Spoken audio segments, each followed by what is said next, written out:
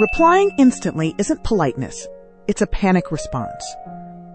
Most people assume you are just on your phone too much, or that you are overly eager to please, but that is a surface-level guess that misses the deeper truth of your experience. In reality, the speed of your response is a window into how your brain handles social connection and perceived safety, turning every text into a high-stakes moment of validation. It is not about the text itself. It is about the invisible weight that builds up the longer a message sits there, gathering digital dust in your notifications. You are navigating a very specific psychological landscape where silence feels like a threat, and you need to understand why your brain has decided that being available is your most important job. This isn't a habit you picked up by accident, and it isn't a sign that you are addicted to social media in the way the news likes to claim. It is actually a sophisticated, albeit exhausting, survival strategy that your mind uses to maintain harmony in your social world. If you have ever felt a spike of adrenaline the moment a red bubble appears on your screen, or felt a wave of guilt for leaving someone on read for more than 5 minutes, you are dealing with a mechanism designed to keep you connected at all costs. You stay in this state of constant readiness because, on some level, you believe that your value is tied to your responsiveness. But there is a specific reason why this efficiency often leaves you feeling drained and resentful toward the people you care about most. We are going to look at the hidden cost of being the person who always replies first, and why your brain is so afraid of the typing bubbles disappearing. The real reason you feel compelled to reply immediately is because your brain views an unread message as an open loop that creates a persistent state of cognitive tension. This is a natural function where your mind stays focused on unfinished tasks. But for you, this task is a social obligation that feels like a debt you haven't paid yet.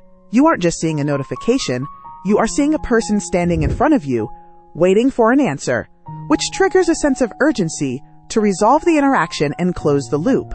Because your digital life is so integrated with your sense of self, a message sitting in your inbox feels like a physical weight in your pocket that only goes away once you hit send.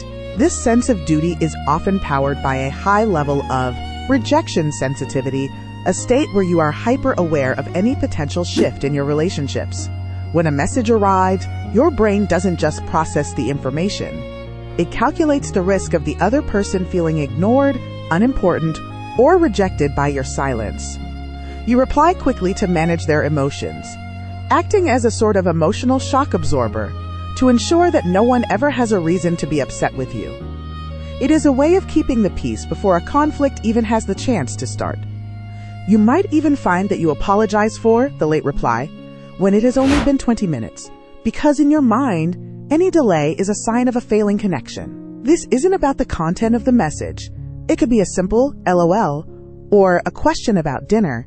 It is about the act of being present and accounted for at all times.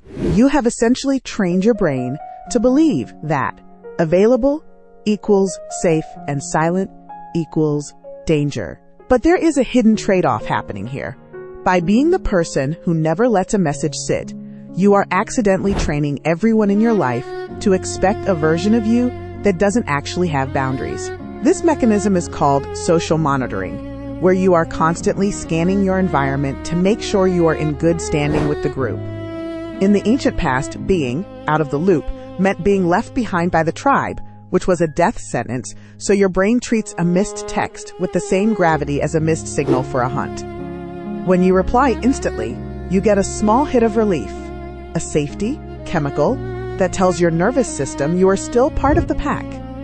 You are essentially paying for your social security with your time and attention over and over again throughout the day.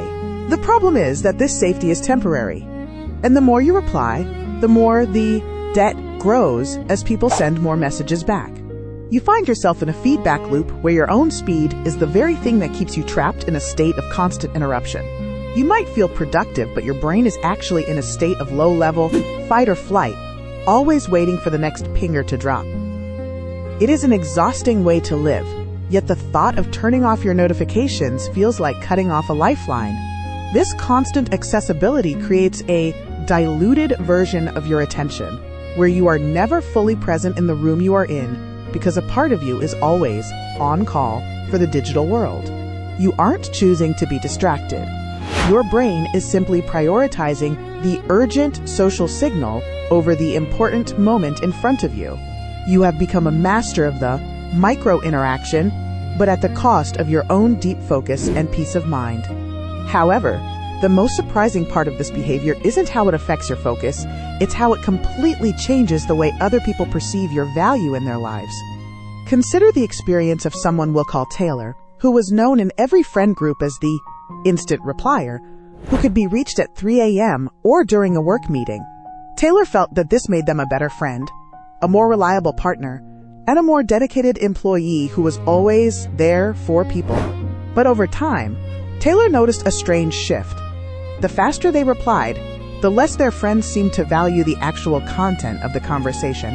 It was as if their presence had become so guaranteed that it was taken for granted, like the air in the room, always there, but never noticed. This happens because of a psychological concept called perceived scarcity, where we naturally place higher value on things that are not constantly available. When you reply instantly every single time, you remove the tasha, mystery, and they, fakoik o wait, of your words, turning your communication into a commodity rather than a gift. Your friends aren't being mean. Their brains are just adapting to the fact that you are always an open tab in their lives.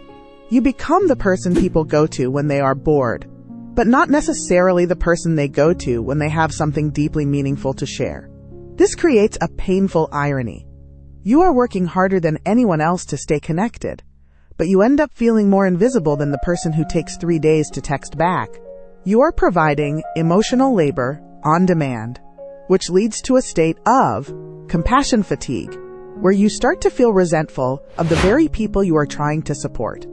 You might find yourself staring at a message, feeling a wave of anger that someone dared to ask for your time, even though you are the one who taught them you would always give it.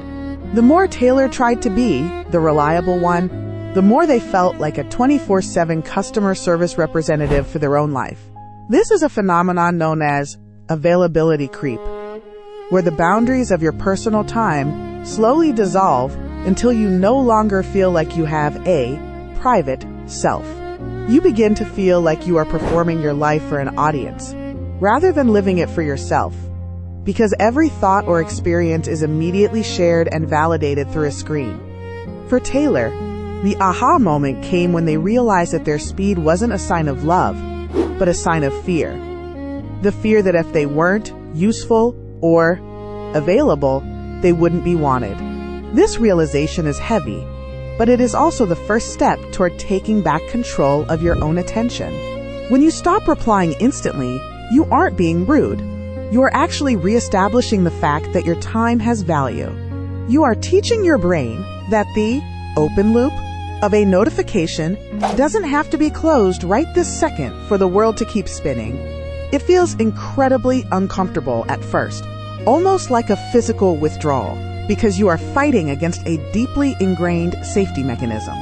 But on the other side of that discomfort is a version of you that can sit through a dinner or watch a movie without checking the status of your social standing every 5 minutes.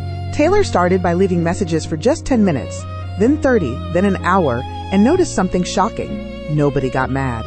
In fact, people started to treat their replies with more focus and respect because the communication had regained its weight.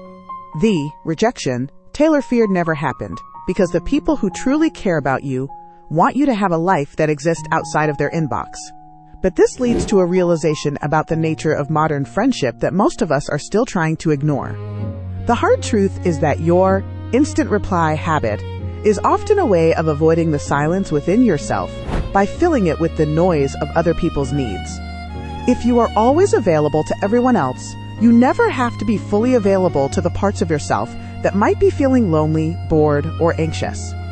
We use the ping of a notification as a temporary distraction from the void of being alone with our own thoughts, turning our phones into a digital pacifier that keeps us from ever having to sit in the quiet.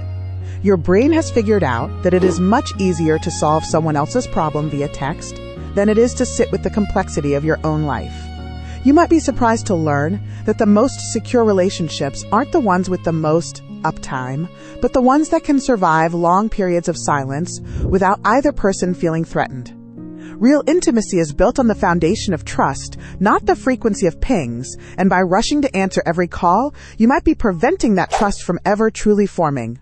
You are essentially hovering over your relationships, which doesn't allow them the space to breathe and grow into something more resilient. When you allow a gap between the message and the reply, you are signaling that you trust the connection enough to let it sit in the dark for a while. By constantly filling every silence, you are robbing your friendships of the anticipation and the longing that actually make human connection feel special. Think about the difference between a fast food meal and a slow-cooked dinner. One is about immediate gratification, while the other is about the experience and the depth of flavor.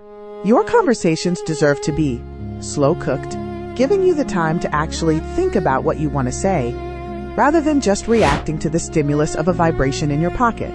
The ultimate realization is that your phone should be a tool for your life, not a remote control that other people use to manage your time. And the only person who can hand that control back to you is the person currently holding the device.